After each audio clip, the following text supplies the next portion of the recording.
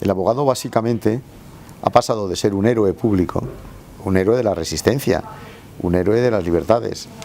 En 1939 ser abogado era muy complicado. O estabas con los vencedores o como estuvieses con los vencidos estabas perdido. Ha pasado de eso a ser un defensor de los intereses privados o de la vida privada, del cliente privado, digamos, ¿no?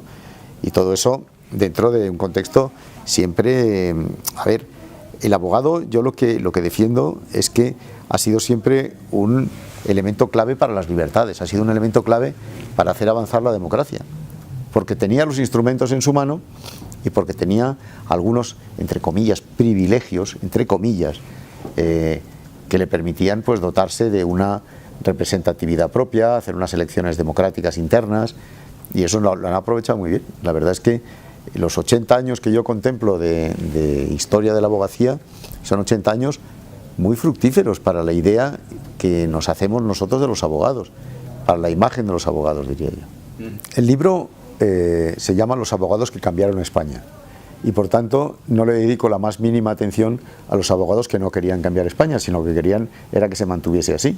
Los abogados franquistas eran mayoría, por supuesto, estaban ahí.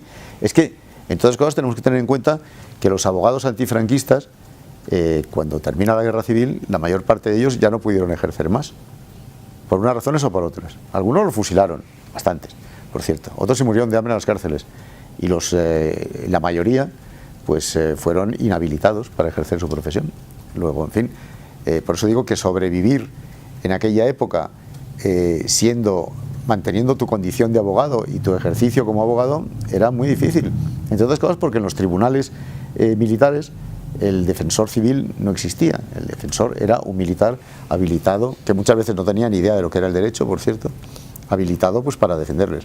Y cuidado que no se pasasen el celo hacia su defendido, hacia su patrocinado, porque entonces se la podía cargar encima el defensor militar. O sea que estamos hablando de una época de barbarie, sin más. En las guerras la principal víctima es siempre la verdad, la segunda el derecho.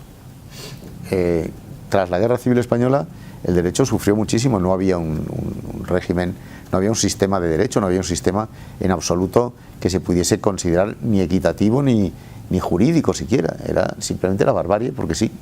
¿Cuánta gente acabó en los paredones en esos años, desde el 39 al 45? Yo no lo sé. Creo que no hay, como además el vencedor es el que también cuenta la historia, y el que se dedica a destruir las pruebas incriminatorias, pues no hay estadística, digamos, eso es. Entonces era una época realmente dura, y uno de los objetivos del libro es rendir un homenaje a esos héroes.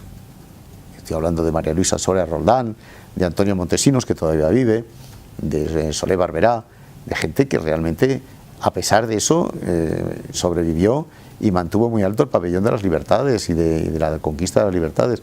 Merecen nuestro homenaje y nuestro reconocimiento.